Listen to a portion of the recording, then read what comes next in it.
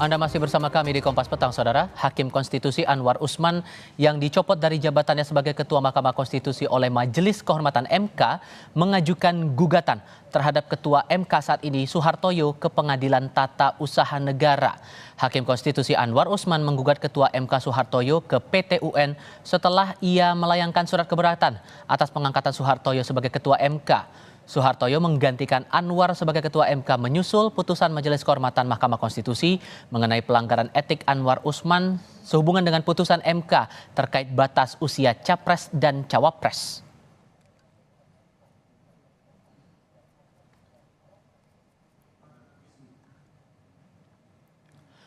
Gugatan Hakim Konstitusi Anwar Usman terdaftar di Sistem Informasi Perkara PT UN Jakarta dengan nomor perkara 604G tertanggal Jumat 24 November 2023. Disebutkan penggugatnya Anwar Usman dengan tergugat Ketua Mahkamah Konstitusi, sementara mengenai isi gugatan belum ditampilkan.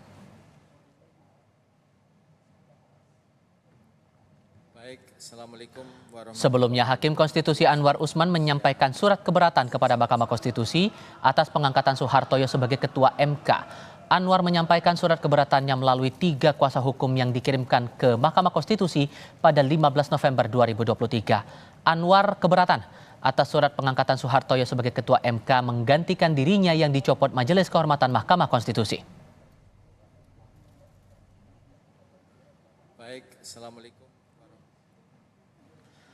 Dalam keterangan tertulis, juru bicara Mahkamah Konstitusi kepada Kompas TV menyampaikan surat keberatan pelantikan Ketua MK Soehartoyo saat ini tengah dibahas dalam rapat permusyawaratan hakim.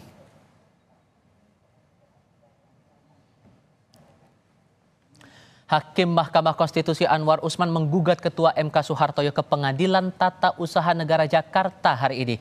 Bagaimana sebaiknya MK menyikapi gugatan salah satu hakimnya itu? Lalu bagaimana persepsi publik melihat adanya Hakim Konstitusi yang berseteru? Kita ulas gugatan Hakim Konstitusi Anwar Usman ini bersama mantan Hakim Konstitusi I Dewa Gede Palguna. Pak Palguna, selamat sore Pak. Selamat sore. Terima kasih sudah bergabung bersama kami. Sebelumnya bilang bahwa jabatan hanya milik Tuhan, tapi belakangan menyampaikan surat keberatan kepada MK atas pengangkatan Soehartoyo sebagai Ketua MK yang baru. Dan sekarang Pak Anwar Usman melayangkan gugatan ke Pengadilan Tata Usaha Negara.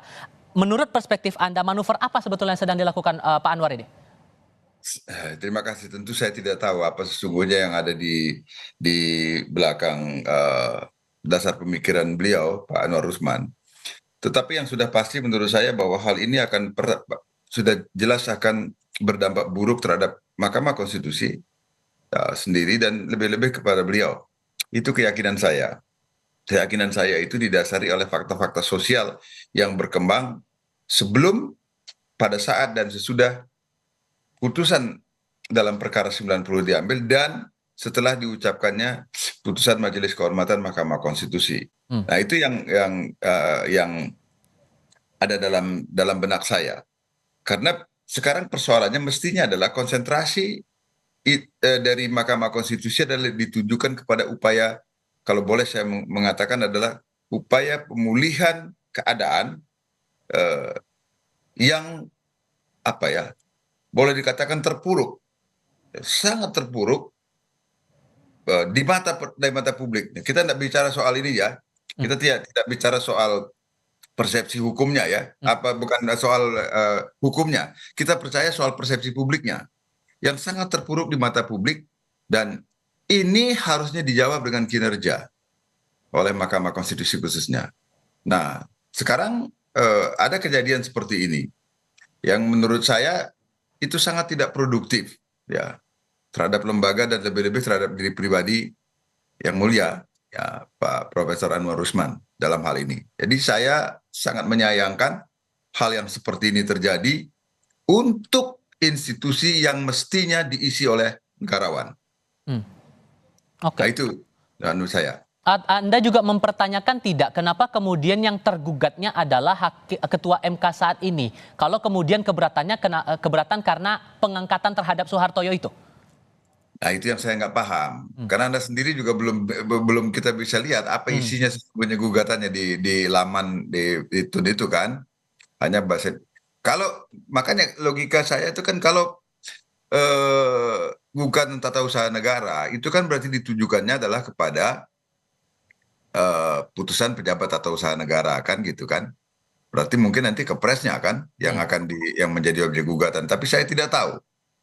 Tapi saya tidak tahu apakah yang sesungguhnya terjadi karena saya juga memang tidak mempelajari ini kan. Juga nah, secara publik juga kan baru itu kan di lamannya juga kan informasinya sangat Belum sangat minim. ditampilkan isi gugatannya itu ya. Ya, belum ditampilkan apa yang sesungguhnya terjadi di situ. Tapi sesungguhnya kalau Anda cermati ini sampai melayangkan gugatan ke PT UN ini tujuannya buat apa ya Pak? Kalau Anda menangkapnya?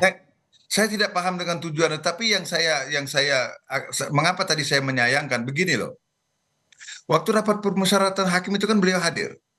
Walaupun karena putusan Majelis Kehormatan Mahkamah Konstitusi beliau tidak boleh lagi dicalonkan atau mencalonkan diri sebagai ketua Mahkamah Konstitusi kan. Tapi kan beliau hadir di permusyawaratan itu dan memberi ucapan selamat loh. Iya. Pada waktu setelah keluar Profesor Saldi Isra, yang mulia Profesor Saldi Isra mengumumkan hasil musyawarah itu yang membuat saya lega. Saya terus terang saya merasa sangat terharu sampai saya menitikkan air mata itu karena wah ini pertanda baik gitu kan.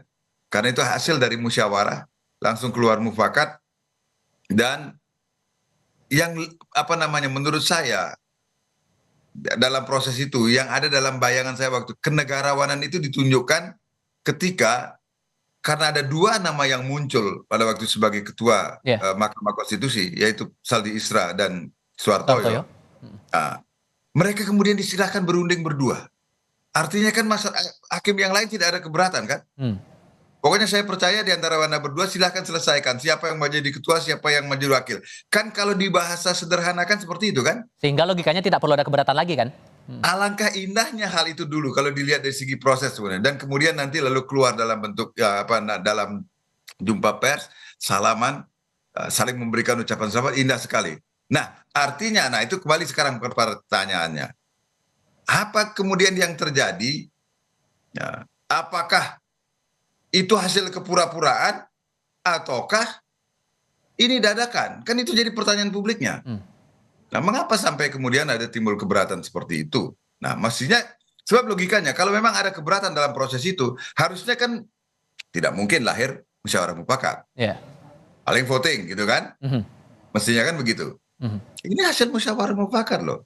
Dan beliau hadir di situ. Nah, makanya saya katakan saya menyayangkan ini ya sebagai sahabat, sebagai mantan hakim Mahkamah Konstitusi yang pernah berada di sana dan sekarang sebagai outsider yang ya bagaimanapun saya masih tetap mencintai dan mengharapkan mahkamah inilah sehingga menjadi lebih baik. Tapi keadaan menjadi seperti ini gitu loh. Sehingga bagaimana menurut Anda kemudian kondisi di internal hakim MK-nya menyikapi ada laporan seperti ini, terutama nanti juga akan ada rencana buat rapat permusyawaratan hakim untuk menindaklanjuti surat keberatan dari Pak Anwar Usman ini?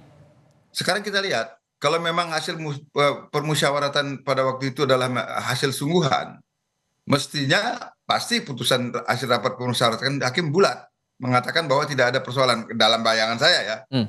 Saya juga tidak mau kepo untuk nanya-nanya soal ini setelah tadi saya dikontak oleh Kompas TV, nggak mau saya nanya-nanya ke ini karena saya takut nanti bias pikiran saya ya. Jadi dalam bayangan saya nanti rapat permusyawaratan hakim pasti akan membahas ini dan mestinya suaranya adalah kompak. Kalau memang permusyawaratan yang lalu itu adalah hasil dari sebuah ketulusan, hasil musyawarah yang sesungguhnya sehingga lahir mufakat dan yang kemudian itu tampak kepada publik bahwa itu sesuatu yang bagus dan sehingga publik pun ya sebagian paling tidak kemudian mulai menaruh harapan bahwa dengan hasil musyawarah mufakat yang seperti ini dan dengan memperhatikan kredibilitas dari dua orang dan integritas dari dua orang yang terpilih sebagai ketua dan wakil ketua Mahkamah Konstitusi hasil musyawarah itu paling tidak saya sendiri merasa diberikan harapan bahwa Mahkamah Konstitusi belum tenggelam. Jadi seharusnya kalau menurut Anda juga tergugat dalam hal ini Ketua MK Suhartoyo bersikapnya harus bagaimana? Saya kira kalau putusan makanya aneh bagi saya. Kenapa kok tergugatnya padahal ini katanya diajukannya di TUN. Jadi Pak Suhartoyo yang digugat bagaimana? kan mestinya kan tindak perbuatan pejabat tata usaha negara itu yang digugat kan, yang dipersoalkan dalam hal ini ada keputusannya kan.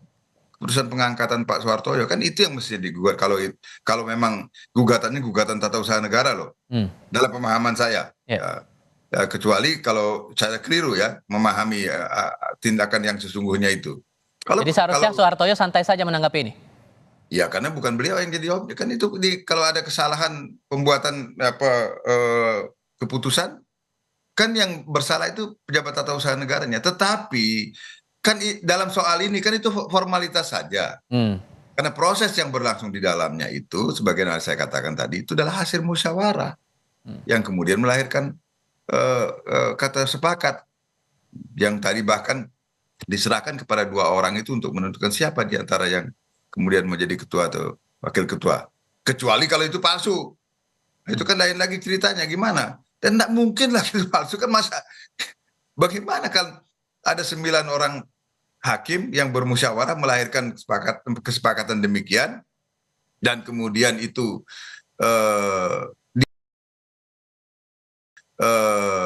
diakhiri dengan pemberian ucapan selamat dalam sebuah jumpa pers yang ditonton oleh publik seluruh Indonesia bahkan mungkin juga dari luar negeri karena saya juga mendapatkan WA dari kawan saya yang berada di London gitu ya mengenai soal ini dan di di Jerman gitu ya. Apa yang saya ya artinya ini kan ditonton oleh banyak orang bukan hanya di dalam negeri tapi di luar juga gitu. Tapi sekarang menghasilkan situasi yang terbalik seperti ini. Itulah sebabnya saya menyayangkan mengapa beliau melakukan tindakan ini. Saya tidak tahu apa yang persisnya terjadi dan apa juga yang melatar belakangi pemikiran beliau. Tentu saya tidak boleh bersyakwa sangka mengenai soal itu. Isi gugatan inilah yang menarik untuk kita cermati nanti. Kita juga masih menunggu sampai dengan saat ini pernyataan dari Anwar Usman dan perwakilannya. Baik Pak Dewa Gede Palguna, terima kasih sudah berbagi perspektif bersama kami di Kompas TV kali ini. Sehat selalu untuk Anda Pak. Selamat sore. Amin. Terima kasih. Terima kasih.